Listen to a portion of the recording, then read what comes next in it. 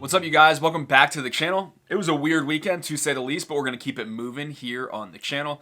We're at the end of the year. That means it's time for end-of-year lists, and you're already seeing a bunch of these pop up of the best country music, the best albums, and I'll have those too for my 2019 retrospective in the next couple weeks. But first, I want to look back at the decade, because we're also at the end of the 2010s, and this was a fascinating decade in terms of infighting in country music, and the struggle for country to figure out what it was, what it wanted to sound like. There were some big stories that happened kind of on that front, and then just some big kind of tabloidy dramas as well. I put together a list just off the top of my head of like, what were the 10 biggest, most interesting kind of overarching narratives and moments in country history? These are in no particular order, but if you enjoyed this video, give it a like, and I always appreciate the subscriptions. Love you guys. The first story is definitely going to be the most gossipy story in this video, and that is the marriage and divorce of Blake Shelton and Miranda Lambert. You're the reason God made Oklahoma. I'm sure. Country music has a storied history of famous couples, whether you're talking about Johnny and June, or George and Tammy, or Tim and Faith, but certainly the modern version of that romance, and ultimately that tragic romance, was Blake Shelton and Miranda Lambert. They met in 2005 on a duet special on CMT. They ended up getting married in 2011. It led to a massive career surge for both of them. They became the veritable Ken and Barbie of country music. They were on every magazine cover. Miranda and Blake both experienced major interest in their music. Whereas both had had somewhat spotty success, suddenly every single thing they touched turned to gold. That's not to say the quality of the music wasn't there, because especially for Miranda, it absolutely was in the music she was putting out, but it definitely helped that they were this beloved, adored couple that people were very interested in. You had Blake getting #1s, getting cast on The Voice, winning Entertainer of the Year. Similarly, on the awards front, you had Miranda Lambert winning Album of the Year, Album of the Year, Album of the Year. She won Female Vocalist of the Year 9 times in a row at the ACM Awards from 2010 to 2018.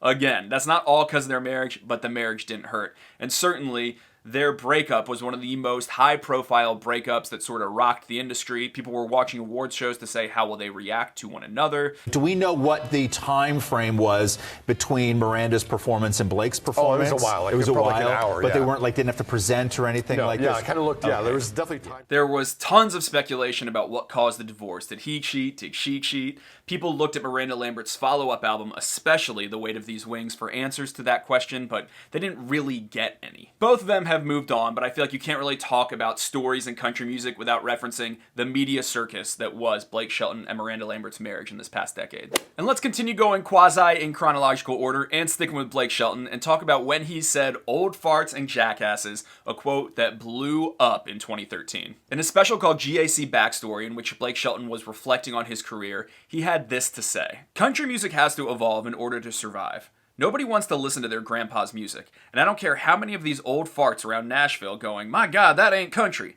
Well, that's because you don't buy records anymore, jackass. The kids do, and they don't want to buy the music you were buying." This comment caused a firestorm. For whatever reason, this really struck a nerve in the country music community, and the reverberations happened for the entire year. I think it actually was one of the main moments that sort of spawned a real civil war within country music about what its sound should be and the whole bro country era. It was like the drum roll leading up to that years-long debate. You had Ray Price saying, "I don't agree with him." Then you had Blake Shelton saying, "I offended my hero, Ray Price." You had Gene Shepard saying, "I consider myself an old fart." You had Willie Nelson naming his tour the Old Farts and Jackass Tour. So this was a big kind of okay boomer moment in 2012, 2013 when this all happened. Over time, I think people came to see what Blake Shelton was saying, and that it wasn't really meant to be so nefarious. It was just acknowledging the reality that the popular sounds in country music have changed over its history.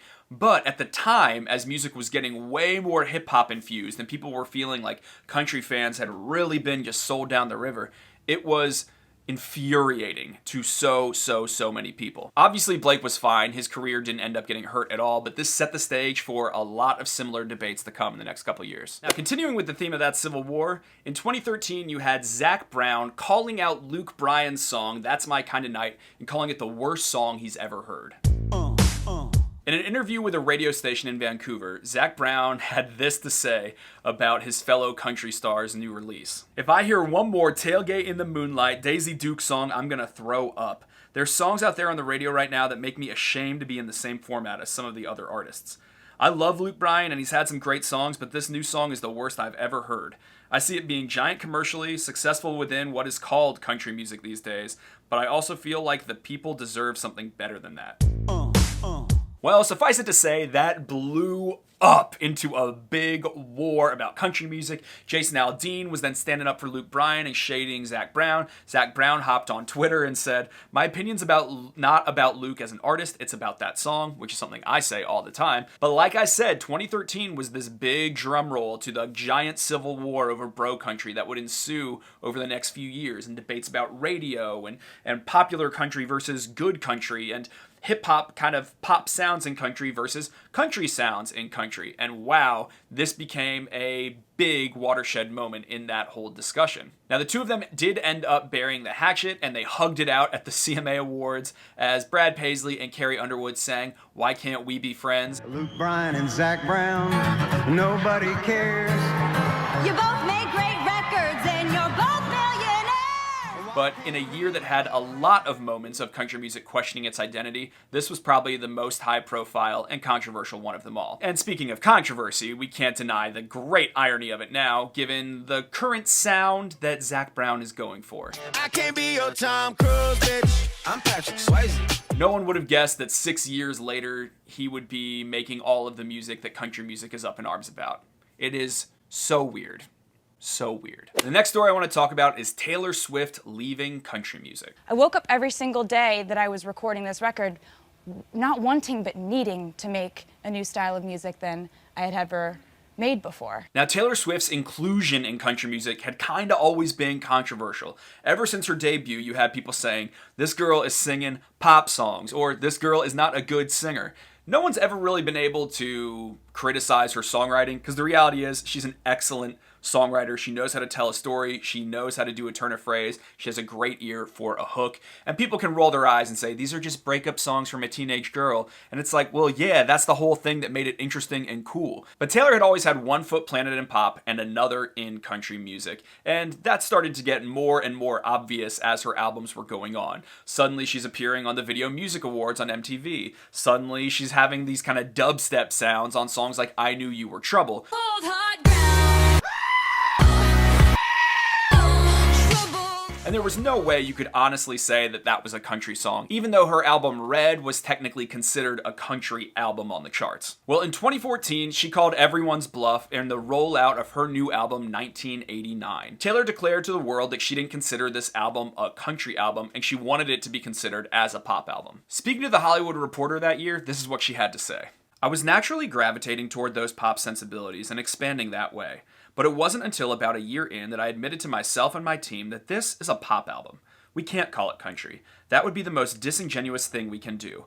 And out of respect for a genre and a music town that I adore, I have to be honest. I think being upfront with people that you care about is the most honest way of going about your life and your decisions." I really feel like this is one of the most underrated moves in music in the last decade. I think it is so cool and so respectable of Taylor Swift to say, I don't think this is country, and I don't want you to keep pretending that it is just because I'm popular. Meanwhile, there are so many country stars that are using big hooks, that are using these same Swedish producers that she is, that really envy the types of music that pop music is, but they're not willing to call a spade and actually try to compete in the pop landscape. I've always thought this was an interesting move that to me reveals a lot of respect for country music from Taylor Swift, and it also sort of encapsulates the pop country tug of war that was happening in the industry this decade. Then let's talk about the rise of the term bro country. In 2013, music critic and all-around awesome writer Jody Rosen coined the term bro country in an essay about Florida Georgia Line's song Cruise in New York Magazine. He defined cruise and bro country like this: music by and of the tatted, gym-toned, party-hardy, young American white dude.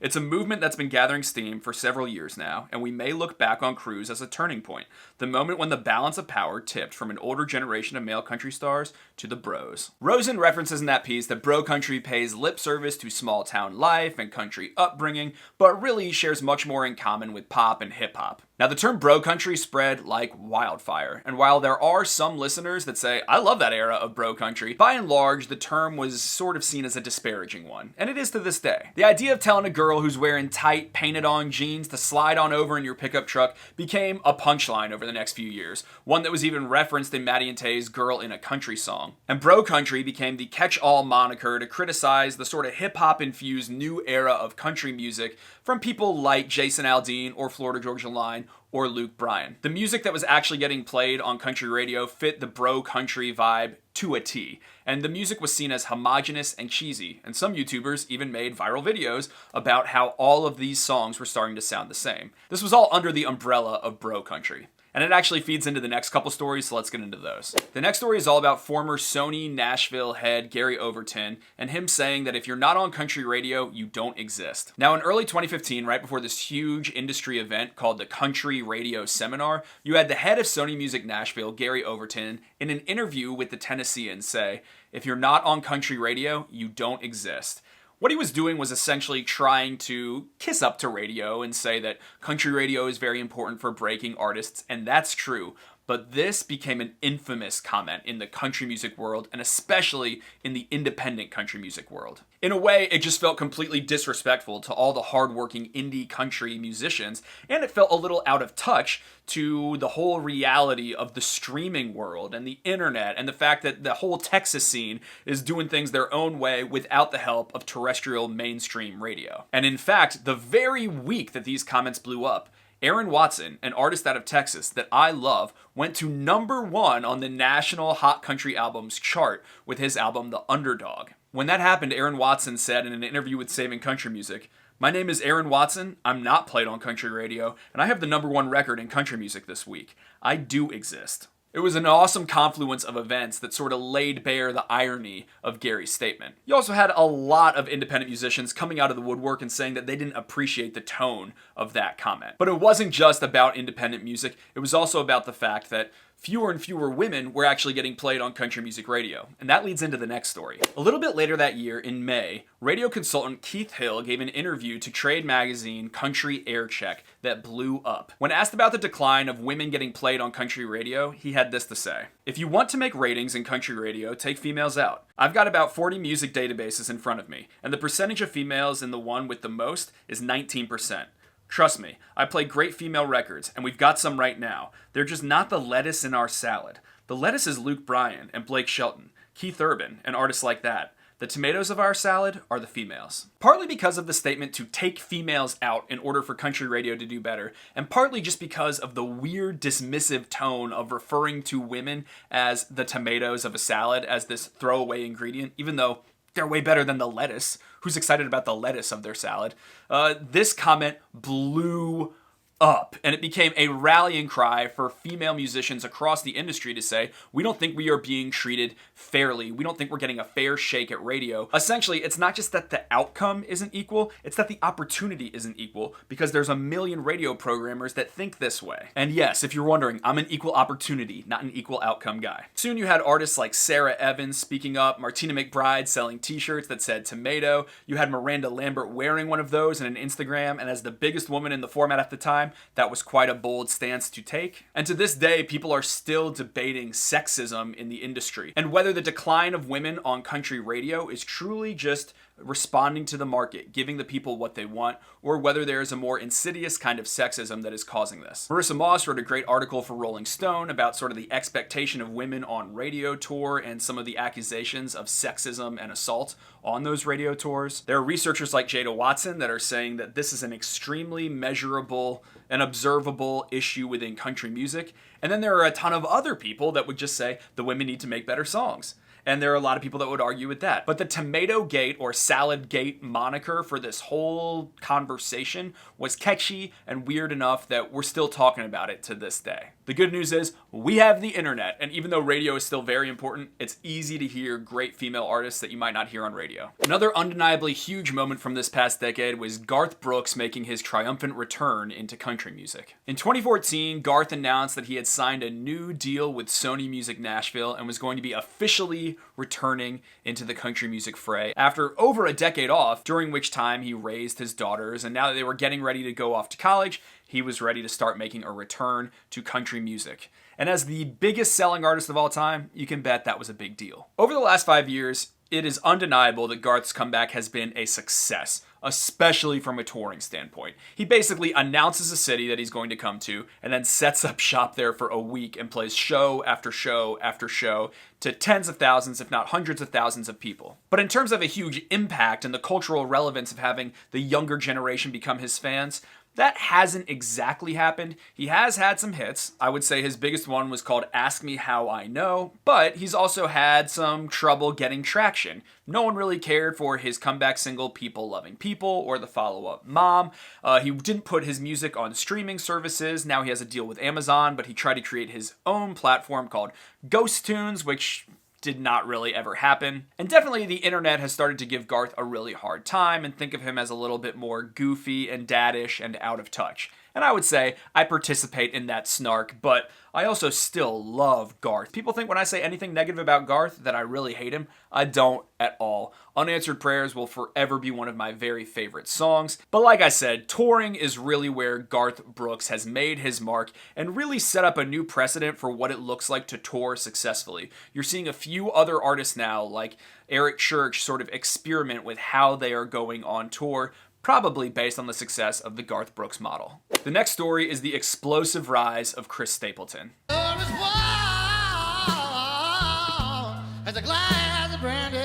Chris Stapleton is a singer and songwriter that has been known in Nashville for a long time, and the former lead singer of a sort of underground popular band called the Steel Drivers. But in 2015, he had made the move into being a solo artist and released his debut album, Traveler. It was popular with maybe top-shelf country fans, but not many people knew about this album. However, at the 2015 CMA Awards, when Justin Timberlake was performing, he invited Chris Stapleton onto the stage with him. They're friends, they sang Tennessee Whiskey and Drink You Away. And to say that this performance was probably the most important country music performance of the decade would be a massive understatement. Overnight, Chris Stapleton basically became the super respected, almost Adele of country music, with a huge voice, with an undeniable presence vocally. And his album Traveler went to #1, and it stayed there. It actually sold more in the 24 hours after the CMA Awards than it had sold in the entire 6 months before that, because people were so blown away. And Tennessee Whiskey, without ever really being a single, has become a staple that you always hear on country music playlists in the 5 years since then. Chris Stapleton has had some minor radio success, but he's basically just become this A-list country music superstar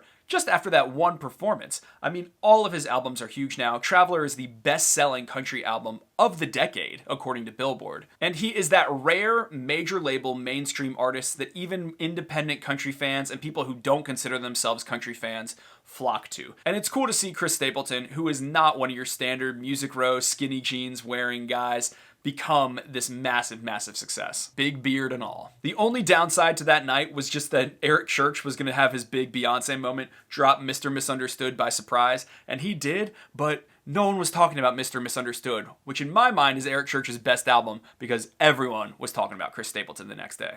And finally, this is kind of a weird story that's neither here nor there, but I would say it was probably the most interesting thing that happened in country music, at least in a mainstream sense in the past 10 years, and it was the band Perry kind of committing country career suicide. Sometime after the success of their album Pioneer, the band Perry, which had had #1 singles like If I Die Young and All My Life and Better Dig 2, decided that they wanted to push in a poppier direction. They changed all their social media to yellow, they released a new song called Live Forever. Country audiences were like, I thought you were this kind of like gothic, almost bluegrassy country band. Why are you now releasing this pop jam and talking about going out to LA and working there? With every pre-release track that people heard, they got more and more confused at what the band Perry was trying to do. The band Perry got kind of defensive, the album got shelved, and thus began a very strange cycle of the band Perry releasing new singles with a new look. First there was Comeback Kid, everything was beige. Then there was Stay in the Dark, everything was black. Again and again, the audience was rejecting this, and people were saying, we love what you do, why are you doing this? But they felt some kind of, internal call to make the music that they felt they needed to make, which, more power to them. But the whole rollout of all of it was very, confusing. It felt like we weren't getting real answers of why have you decided to completely switch up your sound when you have this audience that loves what you've always made, and you're one of the few bands that's actually found success outside of country music just by doing your kind of gothic country thing. To this day, the band Perry have continued to lean further and further and further into their pop image, even as the attention for all of those songs seems to have gotten less and less and less, and people remain confused.